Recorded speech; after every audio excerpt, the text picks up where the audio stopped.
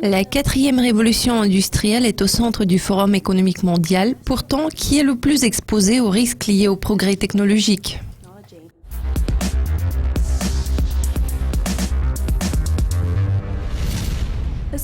La petite ville de Davos, située dans les Alpes suisses, abrite le Forum économique mondial annuel. Le forum se penchera sur les plus grands risques internationaux ainsi que les meilleures pratiques applicables dans le domaine économique.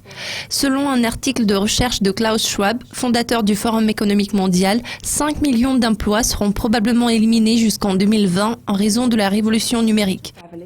Les pays couverts par l'enquête sont le Brésil, la Chine, l'Inde, le Royaume-Uni et les États-Unis. L'évolution de l'intelligence artificielle s'est accélérée au cours des dernières années, des voitures sans chauffeur à l'utilisation de drones. Bien sûr, le progrès technologique ne montre aucun signe de ralentissement. La Chine et l'Allemagne semblent être les locomotives de progrès de la technologie, vu que les robots sont utilisés dans la construction automobile dans les usines allemandes et chinoises dans un effort d'améliorer la productivité et la connectivité. La fusion des espaces physiques et technologiques fournit des opportunités commerciales à certains participants du forum à Davos. La nouvelle révolution industrielle devrait apporter des améliorations dans l'activité des sociétés comme Microsoft et Facebook. Les emplois qui seront les plus exposés aux risques d'ici 2020 sont ceux dans le secteur administratif qui sont censés représenter 2/3 de l'ensemble des pertes d'emplois. Les femmes sont susceptibles d'être plus touchées par ces changements en raison de leur participation statistiquement plus faible dans des domaines qui sont moins à risque.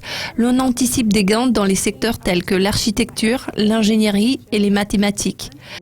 Andy Haldane, chef économiste de la Banque d'Angleterre, a décrit le scénario le plus noir à cet égard comme suit. Les économies devront s'adapter aux changements technologiques accompagnés de pénuries de talents, chômage de masse et inégalités croissantes.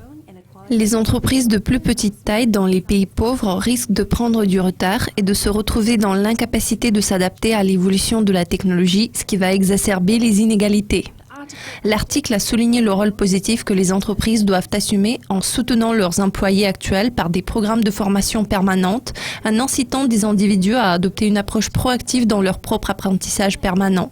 Les gouvernements devraient créer un environnement favorable de manière rapide et créative afin de contribuer à ces efforts. C'est tout pour le moment, mais restez branchés en suivant nos mises à jour sur le site de Dukascopy TV pour être au courant de tout ce qui se passe dans le monde de la finance.